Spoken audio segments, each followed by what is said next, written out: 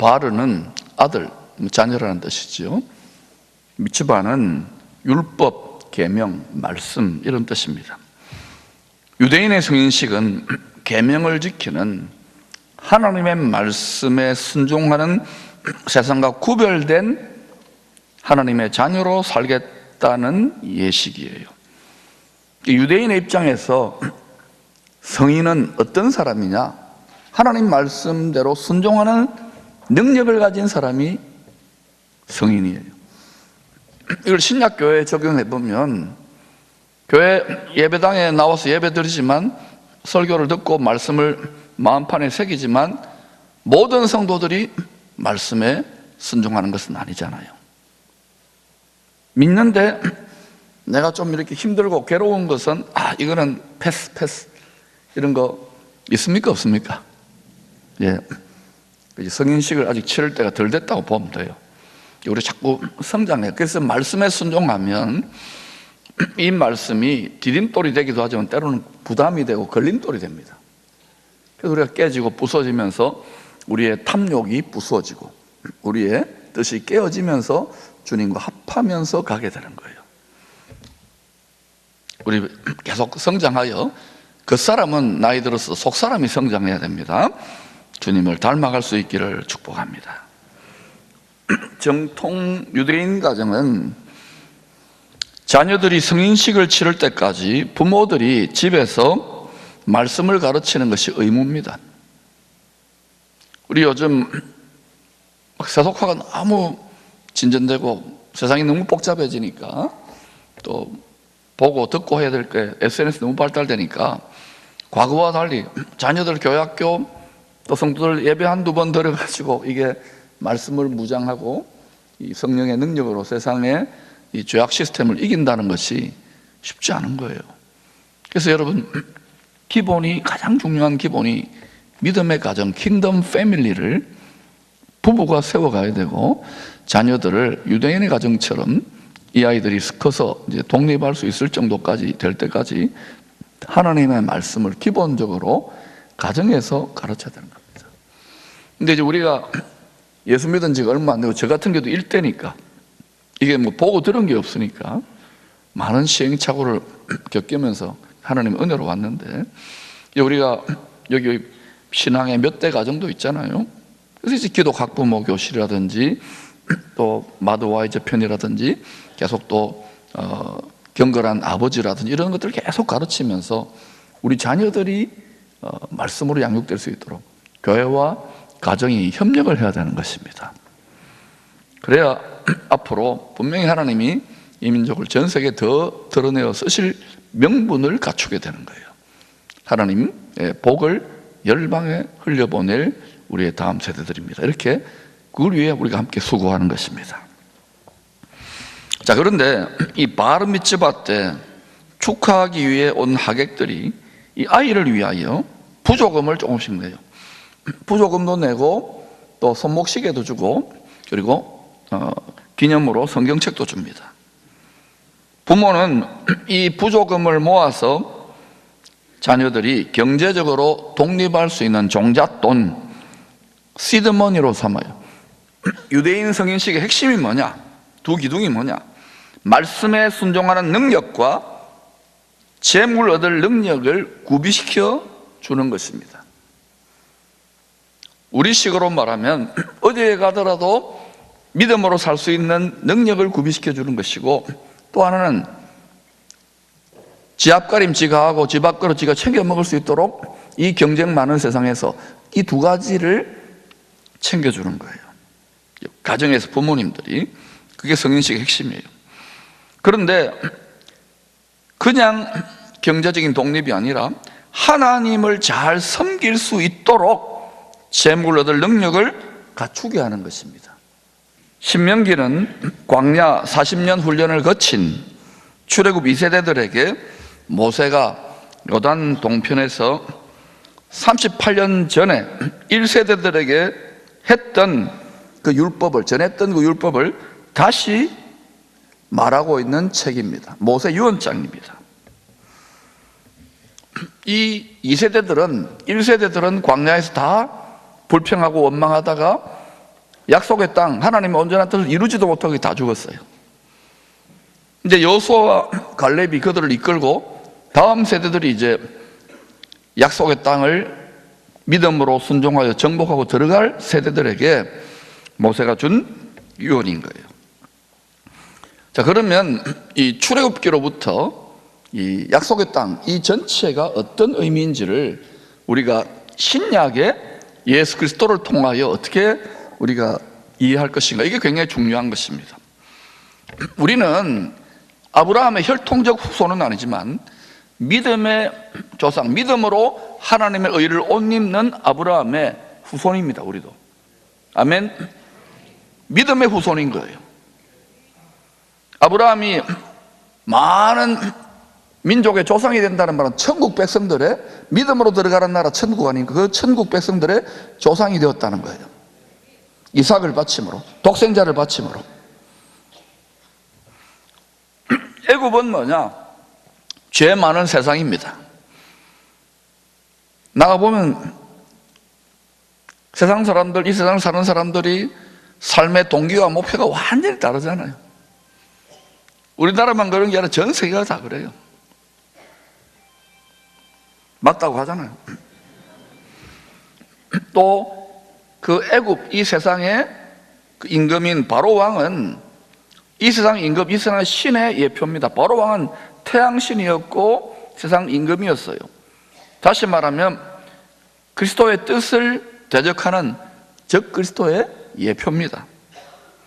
앞으로 분명히 성경대로 그리스도의 뜻을, 하나님의 뜻이죠, 그리스도를 통해서 하늘과 땅을 하나 되게 하는 것, 다스리게 하는 것, 이걸 대적할 자가 반드시 나타납니다. 준비해야 되는 거예요. 약속의 땅은 뭡니까? 가나안은. 우리 찬송 그렇게 하잖아요. 나 가나안 복지 귀한 성에 들어가려고. 천국을 의미하는 예표예요. 또 약속의 땅은 뭐냐? 주님이 그리스도로 다시 오셔서, 메시아로 다시 오셔서 이루어질 이 땅의 안식의 나라, 평강의 나라, 천년왕국을 말합니다. 물론 성경 해석의 관점에 천년왕국을 인정 안 하는 분도 있지만 저는 천년왕국을 인정합니다. 그래야 구약과 신약이 이게 짝이 맞아 들어가요. 일단 그렇게 여러분 이해를 하고 계십시오. 약속의 땅은 천국의 예표다. 출애굽은 뭡니까? 유월절 어린 양 예수 그리스도의 피로 구원받는 사건의 그림자입니다. 이미 우리는 이 세상으로부터 구별되어 예수의 피로 구원받은 거예요. 출애굽한 거예요.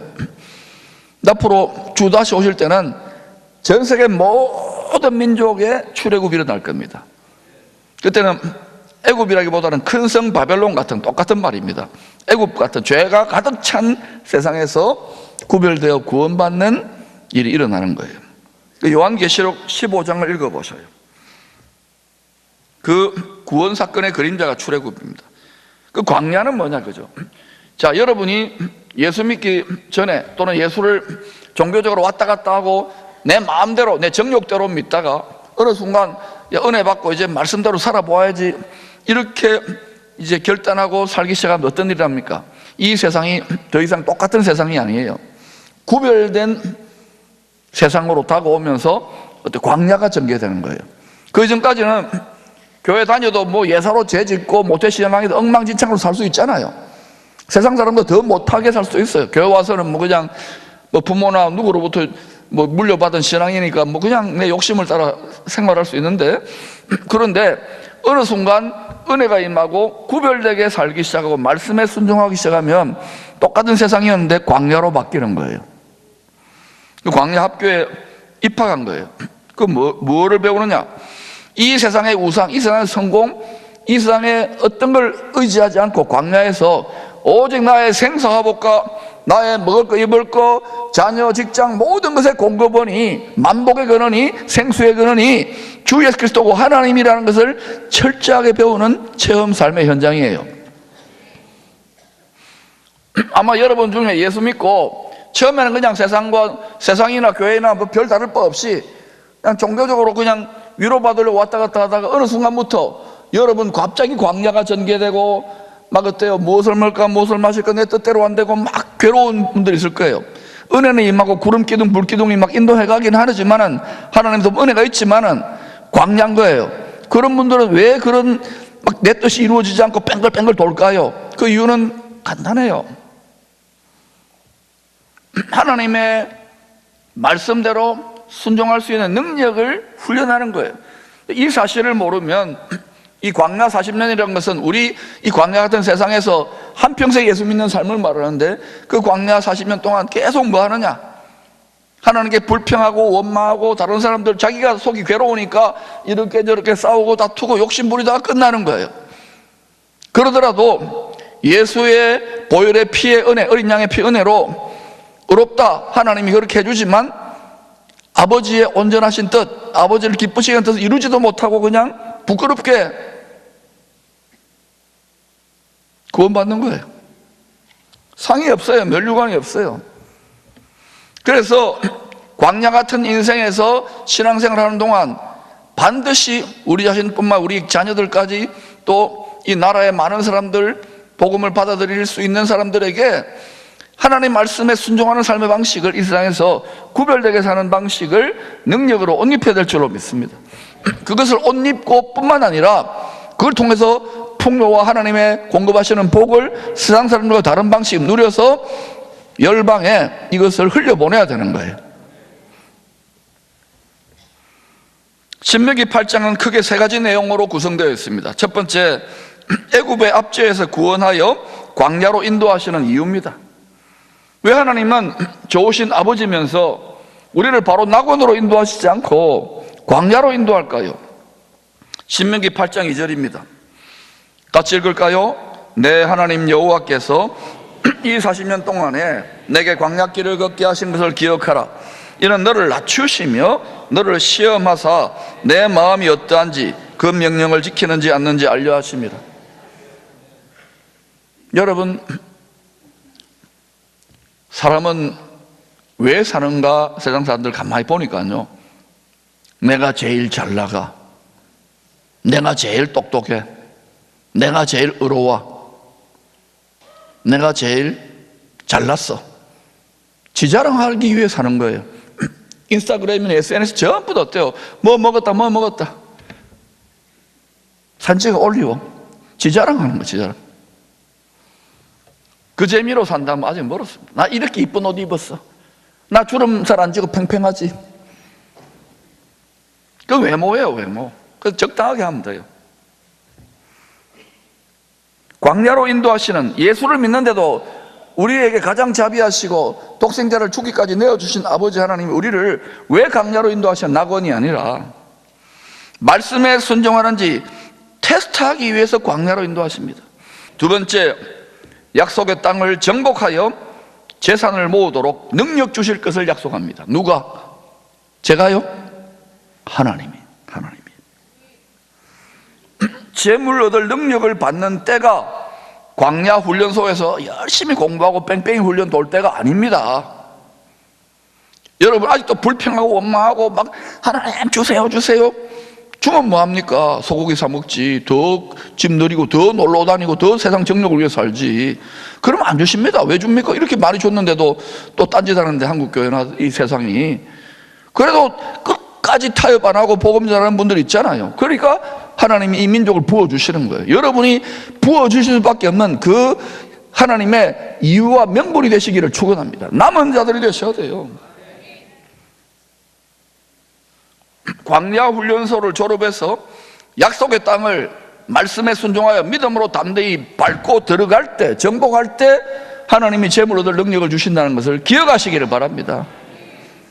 세 번째, 약속의 땅에서 재산을 모으고 번영할 때 하나님을 잊고 이 세상 우상 신을 섬기면 반드시 멸망할 것을 경고합니다. 이것은 경고하면서 장차 일어날 일에 대한 심판적 예언입니다. 결국 이스라엘은 불순종함으로 약속의 땅에 들어갔잖아요. 하나님의 경고대로 등 따시고 배부르고 좋은 집에 살았어요. 어때요? 안일해지고 미지근해지고 라오디게아처럼 되는 것만이 아니라 오히려 이 세상 성공신, 막 잘나고 아이돌같이 되고 막 인기 있고, 교회는 그냥 좀 멀어지는 거예요. 나중에 신앙도 버려버리는 거예요. 이게 인간의 육의 본성입니다. 이게 이스라엘을 대표 단수로 해가지고 열방 모든 민족에게 보여주는 거예요. 너희도 이렇게 될까 조심하라는 거예요. 결국은 약속의 땅에서 풍요로워졌을 때 이 세상의 바알과 아세라, 번영과 물질과 쾌락의 신에 쩔어가지고 결국은 그들이 또 주님도 겸하여 섬겼던 거예요. 그러다가 멸망당한 거예요. 밟혀버린 거예요. 이런 일이 이스라엘에게만 일어나는 게 아닙니다.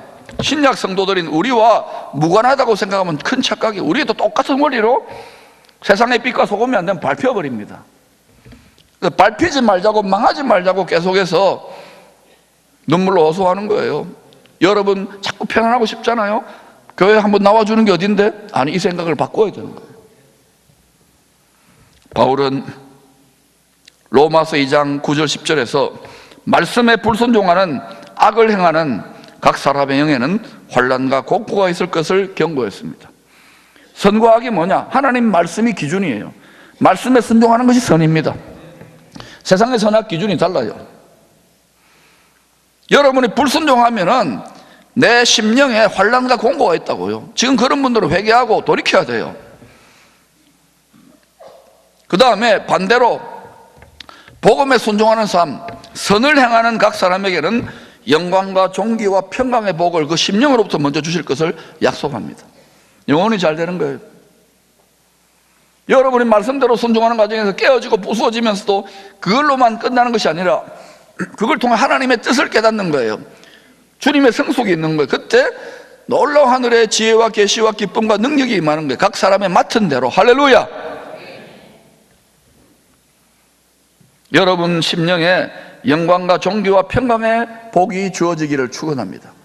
복음에 순종할 때 일어나는 일이에요. 예수를 믿어 하나님의 자녀가 된 우리들은 말씀에 순종하여 복음 전할 때에, 그런 선을 행할 때에 약속하신 모든 복을 하나님이 약속하셨기 때문에, 약속하시지 않았습니까? 청구할 수 있는 거예요. 우리가 할 것을 하지 않고 무조건 내놔라고요? 그건 아니죠. 계약 위반인 거예요.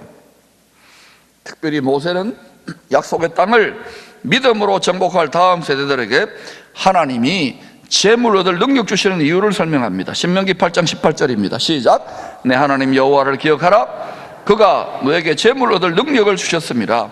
이같이 하심은 내 조상들에게 맹세하신 언약을 오늘과 같이 이루려 하심이니라. 조상들에게 맹세하신 언약, 그 말씀을 이루기 위해서 재물 얻을 능력을 주신다는 거예요. 이것을 골수에 새겨놓기를 바랍니다. 이것을 여러분이 터득할 뿐만 아니라 자녀들에게 가르쳐야 돼요.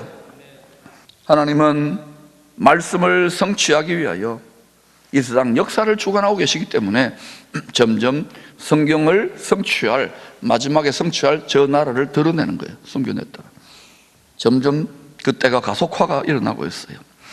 에스겔 37장은 예수 그리스도 안에서 이스라엘은 물론 열방 모든 민족을 심판하기 위한 심판입니다. 곡과 마곡 전쟁이 있을 것을 예언합니다. 주 오실 때 일어날 전쟁이에요. 에스겔은 이 전쟁의 목적이 이스라엘의 많은 재물, 엄청나게 쌓아진 재물을 약탈하기 위한 것임을 알려줍니다. 에스겔 38장 13절입니다. 시작. 네가 탈취하러 왔느냐? 내가 내 무리를 모아 노력하고자 하느냐? 은과 금을 빼앗으며 짐승과 재물을 빼앗으며 물건을 크게 약탈하여 가고자 하느냐 하리라. 이 곡과 마곡은 전통적으로 신학자 해석은 러시아 쪽 그리고 그 밑에 이스라엘 둘러싼 어떤 이슬람의 몇몇 나라들을 말한다고 보고 있어요. 앞으로 이스라엘은 이 심판과 구원의 약속, 하나님 말씀을 이루기 위해서 점점 더 많은 재물들을 얻게 될 겁니다. 갑자기 석유가 터져 나오거나 갑자기 신기술이 개발되거나 이런 일들이 일어날 가능성이 높아요. 그래서 여러분 미국하고 뭐 다른 뭐 중국이 여러 곳하고 일본하고 교류도 하지만은 저 동네에서 하나님이 하실 일을 주목하면서 저 동네와 협력하는 것도 나쁘지 않아요. 저는 대한민국을 위해 그렇게 기도하고 있어요. 사실상 지금 미국과 유럽, 러시아와 중국 등 온 세상 나라, 특히 근세사에 온 세상 나라들의 배후에서 세계 금융과 경제를 지배하고 있는 세력이 누구라고 생각합니까?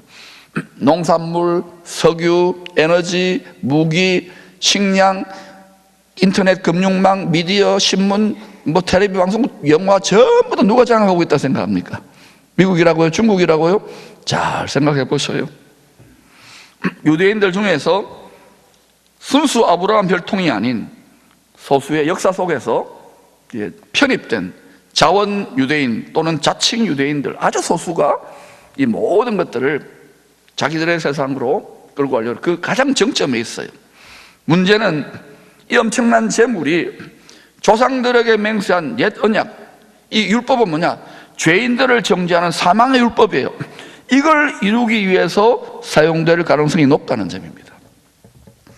결국은 성경대로 예루살렘의 제3성전이 세워지게 될 것입니다. 왜? 주님도 말씀하셨고 선지자와 사도들이 다 일관되게 말했기 때문입니다. 그런데 이 일을 기어코 이루어낼 핵심 세력이 누구일 것 같습니까? 성전이 세워지게 되면 누가 거기서 경배를 받게 될까요?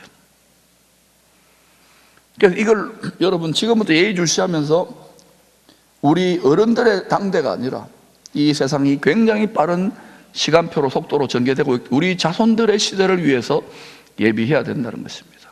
여러분 부탁입니다. 제발 성경을 좀 읽으세요. 읽고 의문을 가지세요. 그러면 이 안타까움의 의미를 깨닫게 될 거예요.